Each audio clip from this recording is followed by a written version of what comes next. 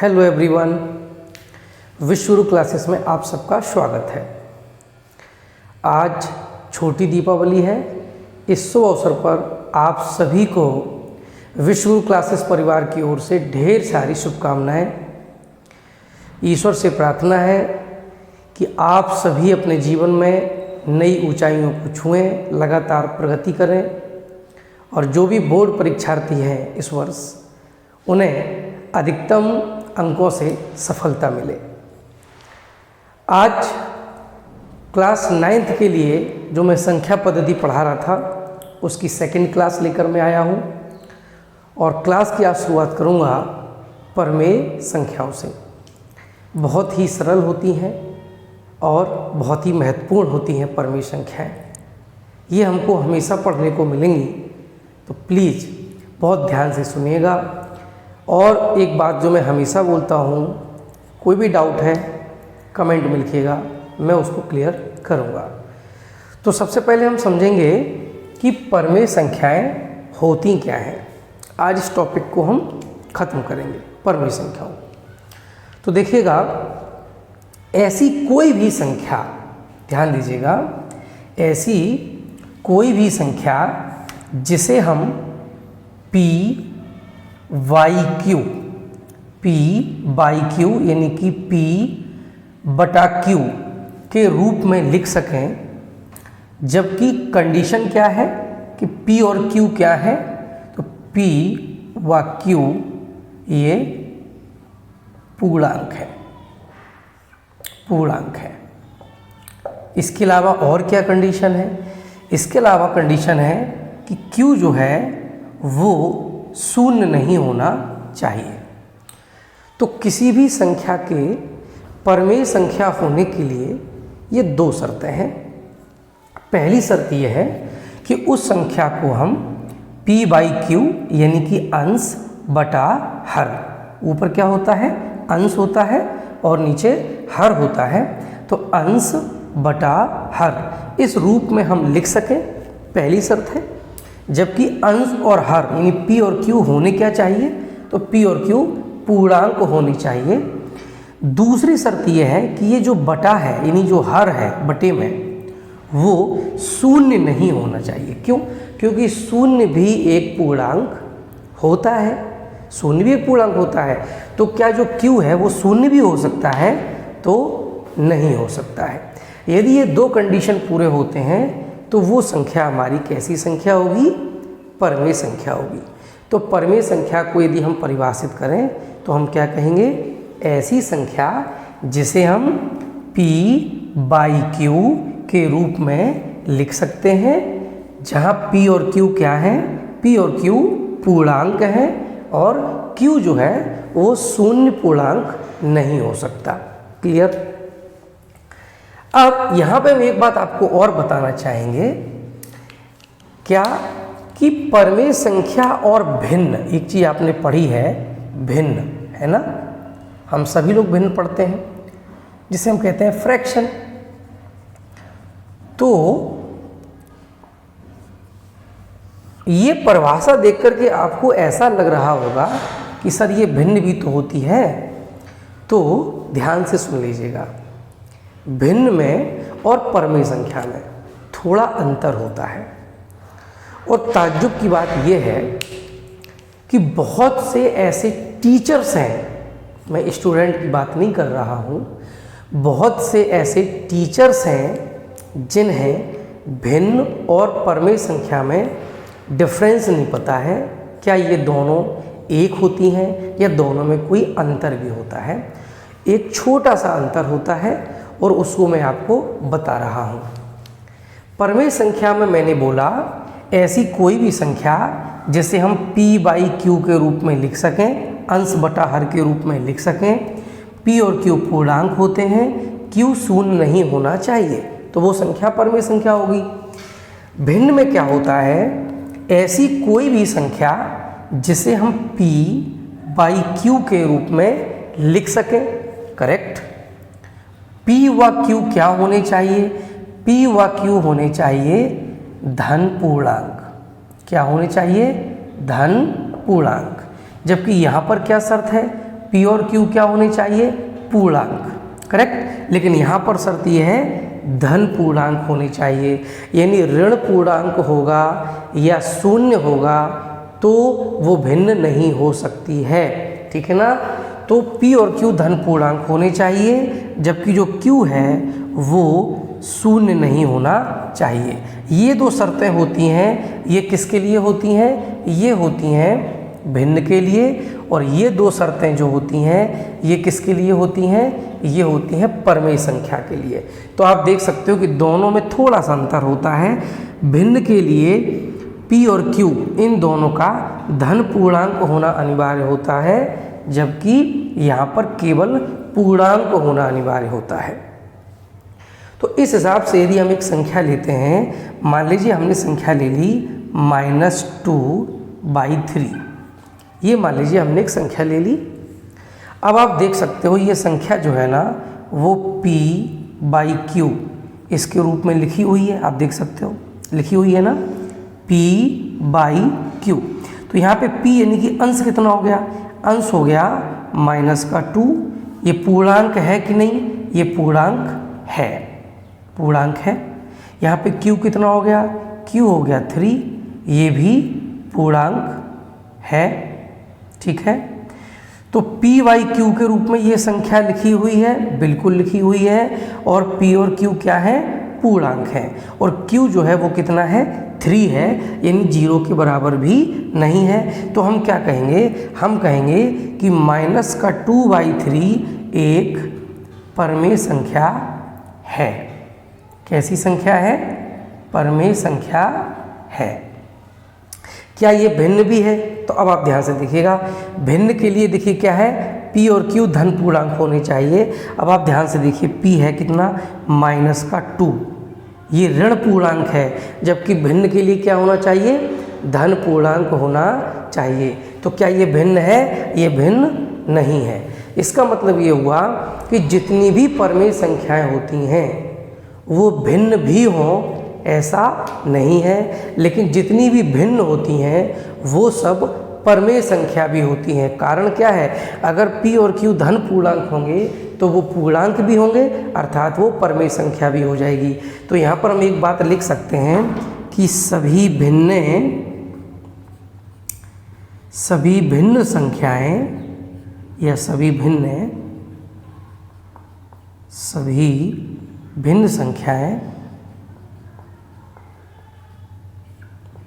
परमेय संख्याएं होती हैं, परमेय संख्याएं होती हैं, जबकि सभी परमेय संख्याएं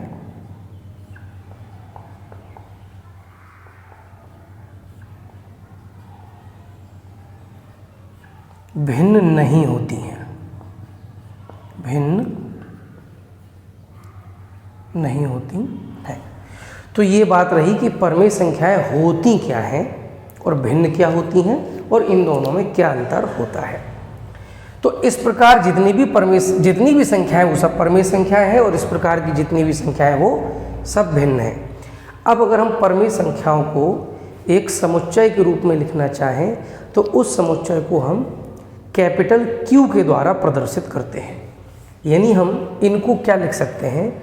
हम इसको एक समुच्चय के रूप में लिखना चाहें तो लिख सकते हैं कि कैपिटल Q बराबर, कैपिटल Q क्या है? मैं फिर से कह रहा हूँ, सभी परमेय संख्याओं का समुच्चय, यानी कि ग्रुप, समूह। तो Q बराबर क्या हो जाएगा? Q बराबर हो जाएगा ऐसी सभी संख्याओं का समूह। कैसी संख्याओं का? जो P/Q के रूप में लिखी हों, जहाँ P व Q क्या है? जहाँ P व Q पूर्णांक है और जो Q है वो 0 के बराबर नहीं है। तो ऐसी जितनी भी संख्याएं हैं जिनमें P और Q पूर्णांक हों और उन्हें हम P/Q के रूप में लिख सकते हों और Q 0 ना हो, तो उन सभी संख्याओं का समुच्चय क्या कहलाता है? Capital Q। यानी सभी परमेय संख्याओं के समुच्चय को हम कैपिटल Q के द्वारा प्रदर्शित करते हैं। अब मैं आपको बताऊंगा दो परमेय संख्याओं के बीच में n परमेय संख्याएं ज्ञात यदि करनी हो तो हम कैसे ज्ञात करते हैं। n मतलब दो परमेय संख्याओं के बीच में हमें एक परमेय संख्या ज्ञात करनी हो, बीच में दो करनी हो, चार करनी हो, यानी जितनी भी करनी हो तो n का वही मान हो जाएगा। जैसे हमें बीच में अगर तीन परमेय संख्याएं ज्ञात करनी है तो n का मतलब हो जाएगा n बराबर हो जाएगा 3, करेक्ट। तो देखिए मान लेते हैं कि दो परमेय संख्याएं हैं, कौन कौन, a और b। मान लेते हैं दो परमेय संख्याएं कौन है, दो परमेय संख्याएं हैं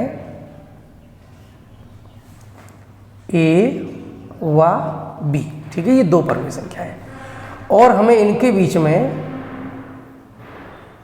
बीच में कितनी n परमेय संख्याएं ज्ञात करनी है। कितनी n परमेय संख्याएं निकालनी है, ज्ञात करनी है, ठीक है। तो हम कैसे ज्ञात करेंगे, देखिएगा ये दो परमेय संख्या है a और b, तो इनमें निश्चित रूप से एक छोटी होगी एक बड़ी होगी। दो अलग अलग परमेय संख्याओं में से एक परमेय संख्या अपने आप निश्चित रूप से छोटी होगी, एक बड़ी होगी। अगर दो परमेय संख्या हमें दी जाए और पूछा जाए कि इनमें से कौन सी बड़ी है कौन सी छोटी, तो ये हम कैसे पता कर सकते हैं, ये भी सुन लीजिए। मान लीजिए मेरे पास दो परमेय संख्याएं, एक है 2/3 और एक है 1/5, 2/3 एंड 1/5। दोनों परमेय संख्याएं हैं, हमें ये देखना है इनमें से कौन छोटी है और कौन बड़ी है। तो इसके लिए हमें क्या करना होता है, हर समान करने होते हैं। यहाँ हर कितना है 3 है, यहाँ पर कितना है 5 है, तो इनको समान करना होता है। और समान करने के लिए हम इनका लासा LCM वो निकालते हैं। तो इनका लासा कितना आएगा, तो 3 और 5 का लासा हो जाएगा 15 हो जाएगा। तो इसका जब हम ये 3 है यहाँ नीचे हर में, और इसको अगर हम 15 बनाएंगे 15 बनाएंगे तो क्या करेंगे, 3 में कितने का मल्टीप्लाई करेंगे 5 का, ऊपर भी 5 का मल्टीप्लाई करेंगे तो ये बन जाएगी हमारी 2 पंचे 10 और 3 पंचे 15। और जब हम इसको 15 बनाएंगे तो क्या करेंगे, 3 का ऊपर नीचे मल्टीप्लाई करेंगे तो जो 1/5 होगा वो कितना बन जाएगा, 3 का मल्टीप्लाई ऊपर नीचे तो हो जाएगा 3 एकम 3 और 3 पचे 15। तो अब देखिए जो 2/3 है वो वास्तव में कितनी बन गई, वो बन गई 10/15, और जो 1/5 है वो कितनी बन गई 3/15। अब ये है 1/5, 1/5 किसके बराबर हो जाएगी, 3/15 के बराबर हो जाएगी। क्यों, क्योंकि हमने ऊपर नीचे समान संख्या से गुणा किया है। और ये 2/3 हो जाएगी 10/15 के बराबर। अब देखो दोनों के हर समान है, अंश ये बड़ा है तो ये संख्या बड़ी होगी, यानी 10/15 बड़ा होगा, इसका मतलब 2/3 बड़ा होगा, ठीक। तो यदि दो परमेय संख्याएं हमें दी गई हो और पता करना हो उनमें से कौन बड़ी है और कौन छोटी है, तो बहुत आसान होता है, उनका हम LCM निकाल लेते हैं। और LCM निकाल करके जिसका हर बड़ा आएगा वो परमेय संख्या बड़ी हो जाएगी। ये तो रही पूरी प्रोसेस की बात। अब इसी को आपने समझ लिया होगा कि हमने क्या किया है और क्यों किया है। अब आप ध्यान से देखिएगा कि वाकई में हुआ क्या है, जो इनका नीचे हर है LCM है वो इनका मल्टीप्लाई है। देखिए 3 पचे 15, दोनों के नीचे 15 आ गया है हर में, और यहाँ पे 10 है तो वास्तव में इसका मल्टीप्लाई है, और यहाँ पे 3 है तो इसका मल्टीप्लाई है। तो कुछ नहीं करना आपको, बड़ा सिंपल है। अब देखिए आपको ये लगेगा ट्रिक है, ये ट्रिक नहीं है, यही प्रोसेस है जिसको जल्दबाजी में अब थोड़ा शॉर्ट में ये समझ गए पूरा प्रोसेस। क्या करना है, इनका मल्टीप्लाई करना, पहले इसके अंश का इसके हर से, पहली परमेय संख्या के अंश का दूसरी परमेय संख्या के हर से गुणा करना है। 2 पंचे 10 हो जाएगा, इनका करेंगे तो 3 एकम 3 हो जाएगा। कौन बड़ा है, 10 बड़ा है, यानी कि पहली परमेय संख्या बड़ी हो जाएगी। है यही, बस इसको शॉर्ट में ऐसे कर लेते हैं। तो दो परमेय संख्याओं में से कौन बड़ी है कौन छोटी, ये हम ज्ञात कर सकते हैं। तो अभी हमने आपसे बात कही है कि दो परमेय संख्याएं हैं A और B, और इनके बीच में हमें n परमेय संख्या ज्ञात करनी है। तो हम क्या करेंगे, तो ध्यान से सुनिएगा, सबसे पहले तो हम ये देखेंगे कि ए और बी में से कौन बड़ी है कौन छोटी है। ठीक, तो मान लेते हैं कि ए छोटी है, ये परमेय संख्या हमारी कौन सी है, ए है, और ये परमेय संख्या कौन सी है, बी। ठीक है ना, तो ए छोटी है बी बड़ी है, ये हमने मान लिया। ठीक है, ए छोटी है और बी बड़ी है, ये हमने मान लिया। अब इनके बीच में हमें n परमेय संख्याएं ज्ञात करनी है। n का मतलब 1 2 3 4 कितनी भी हो सकती हैं। तो चलिए मैं आपको समझाने के लिए मान लेता हूं कि n का मतलब है 3। कितना है, 3। तो हमें इनके बीच में कितनी परमेय संख्या ज्ञात करनी है, 3। तो 1 2 और 3, ये हो गई 3 परमेय संख्याएं जो हमें ज्ञात करनी है। 1 2 3, यही तो 3 ज्ञात करनी है, 1 2 और 3, ये ए और बी हो गई। इनके बीच में 3 परमेय संख्या हमें ज्ञात करनी है। अब आप ध्यान से देखिए कि ए और बी के बीच का जो अंतर है, यानी इनके बीच की जो दूरी है, बीच का जो अंतर है, इस अंतर को हमने कितने भागों में बांटा, 1, ये पहला हिस्सा ये हो गया, यहाँ से यहाँ तक एक हिस्सा हो गया, फिर ये दूसरा हिस्सा हो गया, फिर ये तीसरा हिस्सा हो गया, फिर ये चौथा हिस्सा हो गया। यानी अगर हमें 3 परमेय संख्याएं ज्ञात करनी है तो इन दोनों के बीच के अंतर को हमने कितने हिस्सों में बांटा, 4 हिस्सों में। अगर मान लीजिए हमें ये 3 की जगह 4 परमेय संख्याएं ज्ञात करनी होती तब क्या करते, ध्यान से सुनिएगा, ए और बी के बीच में कितनी 4 परमेय संख्याएं ज्ञात करनी होती तो क्या होता। ठीक है, तो 1 2 3 4। अब हमें 4 परमेय संख्या ज्ञात करनी है। देखिए 1 2 3 4, तो बीच का जो अंतर है वो हमने कितने भागों में बांटा, 1 2 3 4 और 5। यानी सीधी बात यह है कि अगर 3 परमेय संख्याएं ज्ञात करनी थी तो हमने बीच का जो अंतर है उसको 4 भागों में बांटा। 4 ज्ञात करनी है तो 5 भागों में बांटेंगे, 10 ज्ञात करनी होंगी 11 भागों में बांटेंगे। ठीक है ना, अगर 1 ज्ञात करनी हो, मान लीजिएगा कि ए और बी के बीच में हमें केवल एक संख्या ज्ञात करनी है तो कितने भाग हो जाएंगे, 1 और 2, तो केवल 2 हिस्से हो जाएंगे जब एक ही परमेय संख्या ज्ञात करनी है। तो जितनी भी हमें परमेय संख्याएं ज्ञात करनी है उसमें 1 प्लस हमें करना पड़ेगा। यानी कि अगर 3 ज्ञात करनी है तो 4, 4 ज्ञात करनी है तो 5, 1 ज्ञात करनी तो 2, उतने ही भागों में हमें अंतर को बांटना होगा। अब जो हमारा फॉर्मूला है वो क्या है, n परमेय संख्या ज्ञात करो। तो सीधी सी बात है बेटा, उस स्थिति में हम a और b के बीच का जो अंतर है उसको n से 1 ज़्यादा, यानी कितना हो जाएगा, n+1 इतने हिस्सों में बांटेंगे। बांटेंगे कि नहीं बांटेंगे, बिल्कुल बांटेंगे। चलिए, तो जो हमारा एक हिस्सा, यदि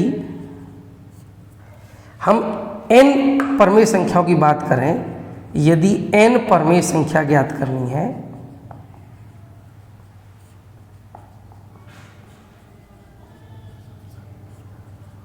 ठीक है ना, तो बेटा ये वास्तव में ये क्या है जो हम निकाल रहे हैं ना कि 4 भागों में बांटना अंतर को, 5 भागों में बांटना, 2 भागों में बांटना। तो इसको आप समझिएगा ये क्या है, ये है 2 लगातार परमेय संख्याओं के बीच का अंतर। जैसे ये हो गया इन दोनों के बीच का अंतर, ये हो गया इन दोनों के बीच का अंतर, ये हो गया इन दोनों परमेय संख्याओं के बीच का अंतर, ये हो गया इन दोनों परमेय संख्याओं के बीच का अंतर, और ये टोटल क्या है, बी और ए के बीच का अंतर। तो अगर इस अंतर को हम 4 हिस्सों में बांट देंगे तो हर एक अंतर हमें पता चल जाएगा। यानी ए और पहली परमेय संख्या का अंतर, 1 और दूसरी संख्या का अंतर, दूसरी और तीसरी संख्या का अंतर, तीसरी और बी के बीच का अंतर, ये अंतर हमें पता चल जाएगा।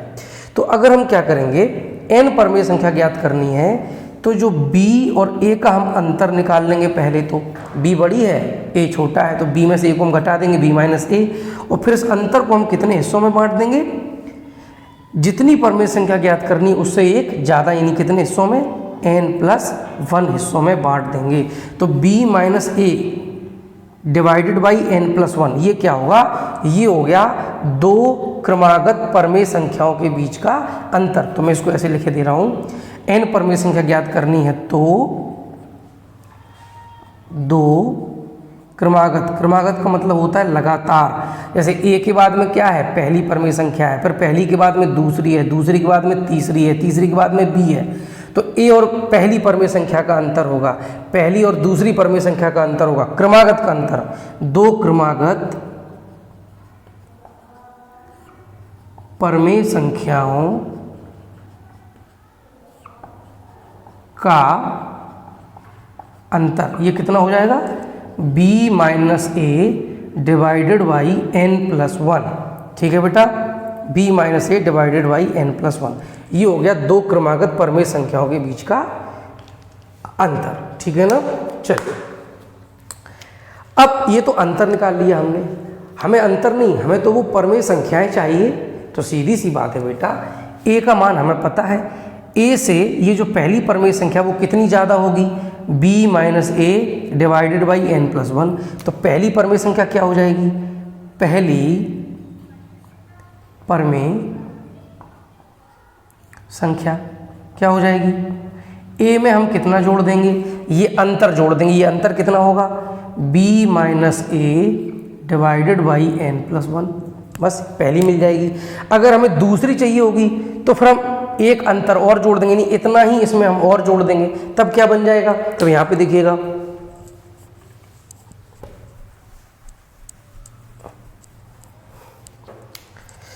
अगर हमें दूसरी परमेय संख्या चाहिए होगी तो क्या होगा, देखिए दूसरी परमेय संख्या तो क्या होगा, अब ये पहली परमेय संख्या हो गई, इसमें हम ये अंतर और जोड़ देंगे, अंतर कितना है, b minus a by n plus one. तो ये हो जाएगा पहली परमेय संख्या हो गई a plus b minus a by n plus one, इसमें हम इतना ही और जोड़ देंगे अंतर, b minus a by n plus one.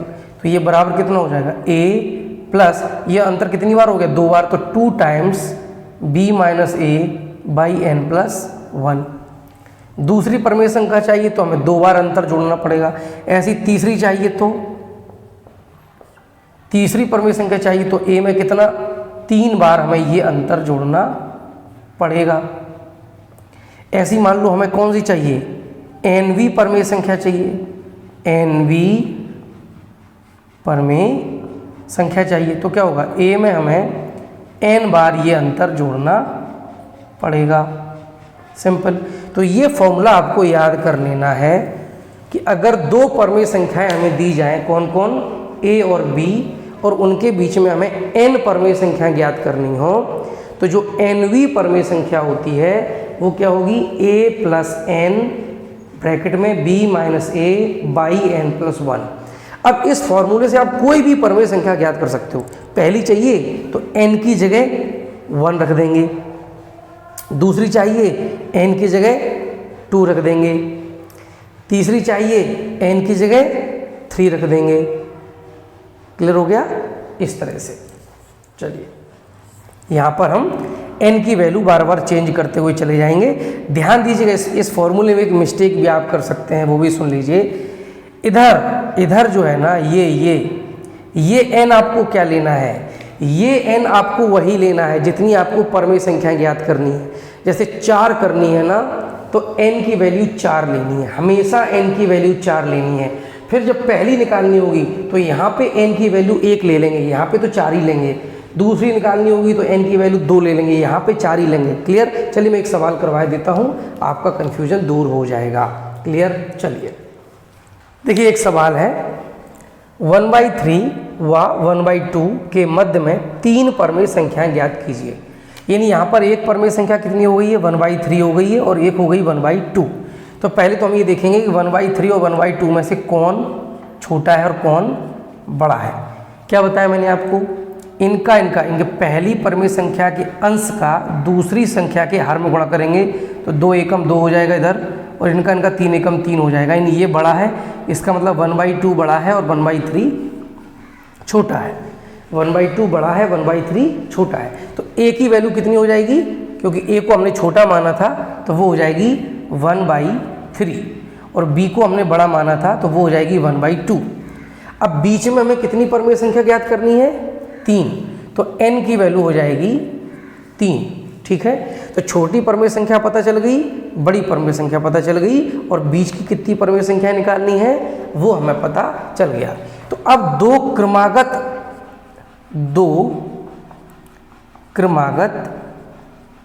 परमेय संख्याओं का अंतर कितना होगा, दो क्रमागत परमेय संख्याओं का अंतर कितना होगा। हमने आपको फॉर्मूला बताया बेटा b minus A divided by n plus 1। यहाँ से b कितना है, b है 1/2 minus 1/3 divided by n plus 1, यानी 3 + 1 कितना हो जाएगा 4।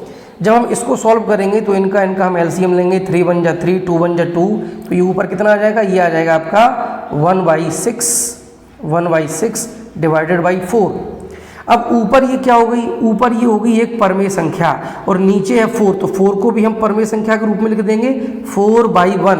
देखिए 4 में अगर हम 1 से डिवाइड कर दें तो क्या कुछ बदलेगा, नहीं, तो इसको हम 4/1 के रूप में लिख देंगे। तो परमेय संख्या ऊपर भी हो गई पूरी p/q, ये भी होगी p/q।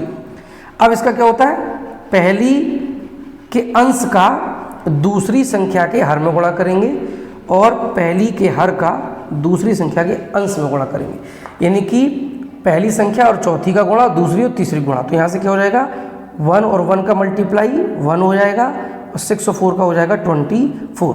तो जो डिफरेंस है दो क्रमागत परमेय संख्याओं के बीच का अंतर है वो हमने निकाल लिया। सबसे पहले 1/24 होगा। अब मान लीजिए हम आपसे कहें कि हमें कितनी निकालनी है, 3 निकालनी है, तो पहली परमेय संख्या बताओ कितनी होगी।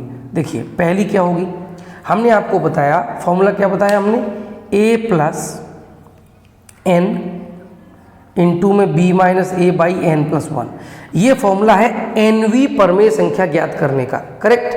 ये है क्या, b - a × n + 1, ये है अंतर जो हम पहले निकाल चुके हैं, कितना है 1/24 है।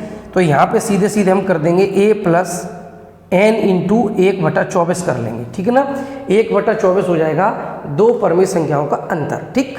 चलिए अब हमें पहली निकालनी, तो n की जगह क्या रखेंगे, 1 रखेंगे, तो 1 रखेंगे तो हो जाएगा आपका a + n की जगह 1 रखेंगे, अंतर कितना है 1/24, तो a कितना है 1/3, तो 1/3 + 1/24, इनका एलसीएम लेंगे तो वो आ जाएगा 24, तो ऊपर कितना हो जाएगा 9, तो पहली संख्या हो जाएगी 9/24।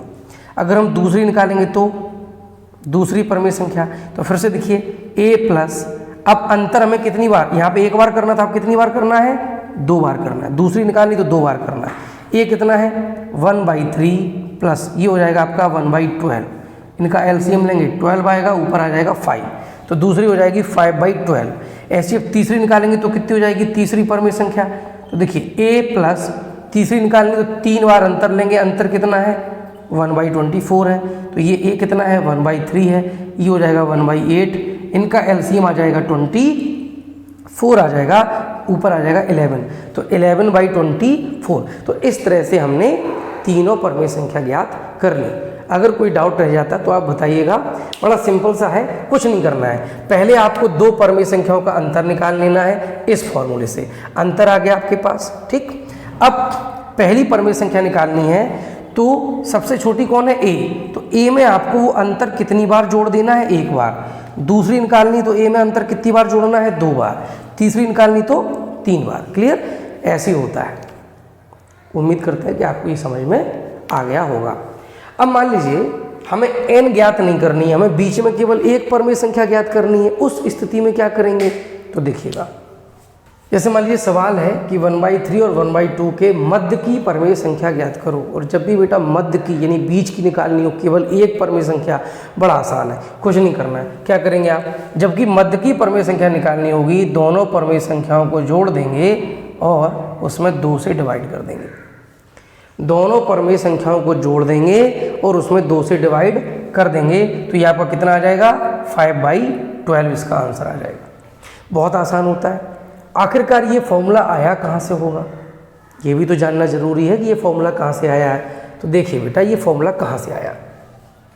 अभी हमने आपको बताया कि जैसे मान लो ये 2 संख्याएं a और एक संख्या है b, और बीच में हमें केवल एक मध्य मान है बीच की, तो बीच की माने कितनी होगी, केवल एक परमेय संख्या ज्ञात करनी है। तो ये जो हिस्से हमें करने पड़ेंगे बीच में, वो कितने करने पड़ेंगे, 2 करने पड़ेंगे। पहला हिस्सा, दूसरा हिस्सा, 2 हिस्से करने पड़ेंगे। तो b और a के बीच का जो अंतर है वो हो जाएगा b - a, और इस अंतर को कितने हिस्सों में बांटना पड़ेगा, 2 हिस्सों में बांटना पड़ेगा। तो ये हमें अंतर पता चल जाएगा। तो अब हमें निकालनी है ये परिमेय संख्या बीच की, तो a में कितना जोड़ना पड़ेगा, ये अंतर जोड़ना पड़ेगा। तो जोड़ देते हैं, a में कितना जोड़ देते हैं, b माइनस ए बाई 2। जब एलसीएम लेंगे तो उसका एलसीएम आ जाएगा 2, तो 2 का मल्टीप्लाई a में 2a प्लस b माइनस ए, 2a में से a चला गया, कितना बचेगा, b प्लस ए बाई 2। यानी b क्या है, दूसरी परिमेय संख्या, a क्या है, पहली परिमेय संख्या, डिवाइडेड बाई 2, सिंपल। तो अगर हमें बीच की परिमेय संख्या ज्ञात करनी हो तो बहुत आसान है, दोनों परिमेय संख्याओं को जोड़िए और उसमें 2 से डिवाइड कर दीजिए। तो इस तरह से आप बीच की, और अगर आपको 3 चाहिए, 4 चाहिए, तो उसी हिसाब से आप कैलकुलेशन कर सकते हैं। यदि आपको इसमें कोई डाउट रह जाता है तो हमसे पूछेगा जरूर। परिमेय संख्याओं को दशमलव में हम कैसे निरूपित करते हैं, दशमलव संख्या यदि हमें बनानी है परिमेय संख्या से तो कैसे बनाते हैं, और वो संख्या किस किस प्रकार की हो सकती है, इसकी चर्चा करते हैं। देखिएगा, जैसे मान लीजिए हमने एक परिमेय संख्या ले ली 1/2, 1/2, ये एक परिमेय संख्या है, तो ये होगी 1/2। इसको दशमलव में हमें बदलना है, तो हम क्या करेंगे बेटा, 2 से 1 में डिवाइड कर देंगे। तो 2 से हम जब 1 में डिवाइड करेंगे तो क्या होगा, डिवाइड जब करेंगे तो 1 छोटा है, तो ये हमारा वही डिवाइड तो होने वाला नहीं है। तो हम क्या लगा लेते हैं, पॉइंट यानी दशमलव लगा लेते हैं, जिससे क्या होगा, यहाँ पे एक शून्य बढ़ जाएगा और हम कर देंगे 2 5 जा 10। तो ये हमारा कितना आ जाता है, 0.5 आ जाता है, 0.5। और इसके बाद जो हमारा डिवाइड है वो पूरा हो जाता है। क्यों, 10 माइनस 10 यहाँ पे 0 हो जाएगा। क्लियर। ऐसी मान लीजिए हम एक संख्या ले लेते हैं 3/4, तो इसमें क्या करेंगे, हम 4 से डिवाइड करेंगे, किसमें, 3 में। तो अभी भी डिवाइड नहीं जाएगा, तो हम क्या करेंगे, तो हम यहाँ पे पहले पॉइंट लगा लेंगे। तो यहाँ पे हो जाएगा 30, तो ये हो जाएगा आपका 4 7 जा 28, 2 बचेगा, फिर हो जाएगा ये 20 क्योंकि पॉइंट लगा हुआ है, तो 4 5 जा 20 और ये पूरा पूरा डिवाइड हो जाएगा।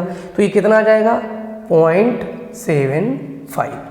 तो यहाँ पर हम परिमेय संख्याओं को दशमलव में बदल रहे हैं, और क्या हो रहा है, यहाँ पर हुआ 0.5, यहाँ पर हो गया 0.75।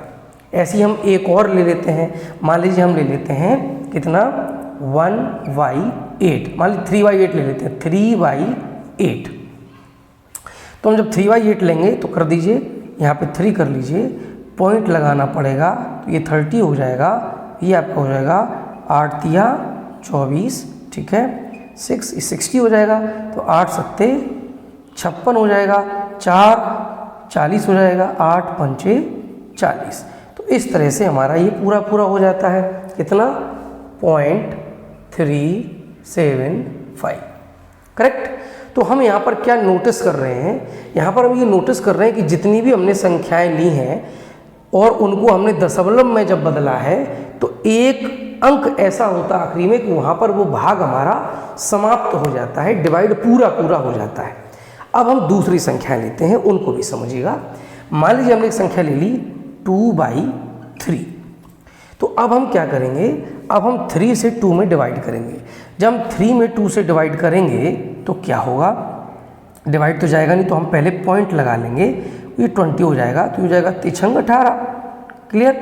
तो यहाँ पे फिर 2 आ जाएगा, फिर 20 हो जाएगा क्योंकि पॉइंट लगा रखा है, तो 3 18 फिर से हो जाएगा, फिर 2 आ जाएगा, फिर 20 हो जाएगा, फिर 18 हो जाएगा, 3 18। यानी यहाँ पर क्या हो रहा है, यहाँ पर ये जो हम इसमें डिवाइड कर रहे हैं वो बार बार रिपीट होता जा रहा है। यहाँ पे 20 में डिवाइड किया, फिर 20 आ गया, फिर 20 आ गया, फिर 20 आ गया, नहीं ये कभी ख़त्म होने वाला ही नहीं है।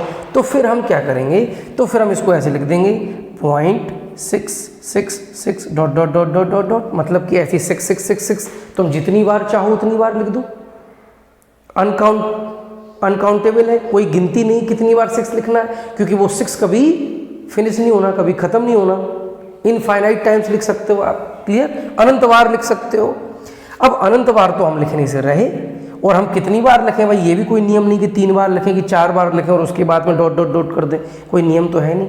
तो इनको दर्शाने का एक तरीका और होता है, क्या कि हम पॉइंट, यहाँ पे आप देख सकते हो कौन रिपीट हो रहा है बार बार, 6 6 6 6 रिपीट हो रहा है, तो हम 6 लिख के उसके ऊपर ऐसे एक बिंदु रख देते हैं। ठीक है, तो ये बिंदु ये बता रहा है बेटा कि ये 6 ना बार बार बार बार बार बार रिपीट होता चला जाएगा।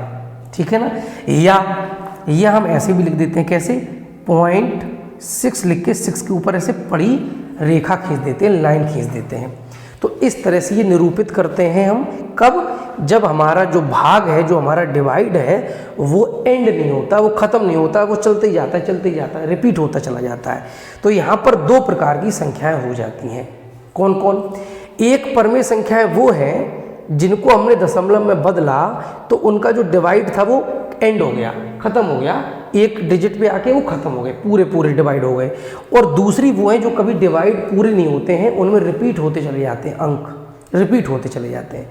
तो इस हिसाब से हम क्या कहते हैं बेटा, हम परमेय संख्याओं को जब दशमलव में बदलते हैं तो हमें 2 प्रकार की संख्याएं मिलती हैं।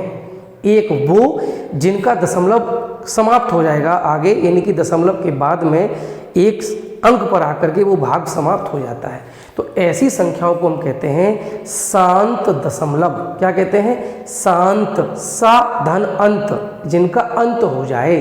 ठीक है, दशमलव के बाद ऐसी संख्याएं जिनमें एक अंक पर आकर के भाग पूरा हो जाए, शांत दशमलव। ठीक है, और जिनमें समाप्त ना हो तो हम कहेंगे अशांत दशमलव संख्या। अशांत क्यों? क्योंकि उनका अंत नहीं हो रहा है। तो अब शांत और अशांत दशमलव संख्याओं के बारे में और विस्तार से अब हम अगली कक्षा में चर्चा करेंगे। और अब परमेय संख्याओं के बारे में आपका टॉपिक बहुत छोटा रह गया, मुश्किल से 5-10 मिनट का। उसके बाद में मैं आपको पढ़ाऊँगा अपरमेय संख्याएं। तो मिलते हैं अगली क्लास में। आप एंजॉय करते रहिए, पढ़ते रहिए, त्यौहार को अच्छे से धूमधाम से मनाइएगा और बारूद बिल्कुल चलाइएगा, मैं मना नहीं करूँगा, लेकिन सुरक्षित रह करके चलाइएगा, अपना ख्याल रखिएगा। जो आपके प्रश्न हैं उनको आप कमेंट सेक्शन में पूछिएगा या टेलीग्राम पर ग्रुप ज्वाइन कीजिए विश्व गुरु क्लासेस के नाम से, और वहाँ पर आप अपने प्रश्न पूछ सकते हैं। जैसी समय मिलता है मैं उसमें आपका आंसर पोस्ट कर देता हूँ। ठीक है, अपना ख्याल रखिए, चैनल को सपोर्ट कीजिए अच्छा लगे तो, और लोगों को शेयर कीजिए। मिलते हैं कल।